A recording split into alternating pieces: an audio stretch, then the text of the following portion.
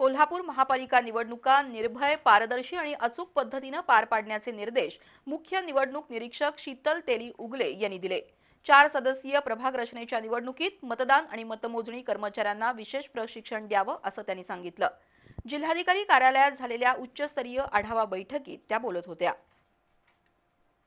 कोल्हापूर महापालिका निवडणुकीसाठी मुख्य निवडणूक निरीक्षक म्हणून शीतल तेली उगले यांची नियुक्ती झाली आहे। आज जिल्हाधिकारी कार्यालयात त्यांनी उच्चस्तरीय आढावा बैठक घेतली।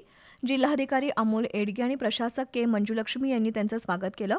महापालिका निवडणुकीचं मतदान आणि दुसऱ्या दिवशी होणाऱ्या मतमोजणीच्या पार्श्वभूमीवर प्रत्येक टप्प्यात कर्मचाऱ्यांना सखोल प्रशिक्षण द्यावं असे निर्देश उगले यांनी दिले। प्रचारासाठी आता केवळ 10 दिवसांचा कालावधी असल्यानं सोशल मीडिया मॉनिटरिंग, खर्च मर्यादा पालन आणि निर्भयमुक्त वातावरणात निवडणुका होण्यासाठी त्यांनी सूचना केल्या। मतदानाच्या शेवटच्या 2 तासात होणाऱ्या गर्दीचं नियंत्रण आणि दस्तऐवज व्यवस्थित ठेवण्याकडे लक्ष द्यावं असंही उगले यांनी स्पष्ट केलं।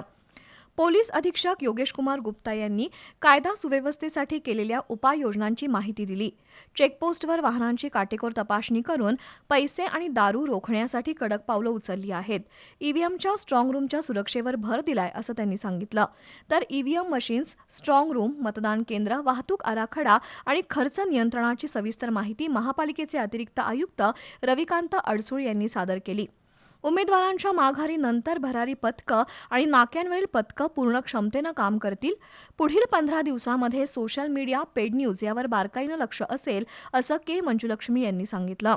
दरम्यान मुख्य निवडणूक निरीक्षक शीतल तेली उगले यांनी शिये नाका, शाहू नाका या ठिकाणी सुरू असलेल्या तपासणी नाक्यांची पाहणी केली।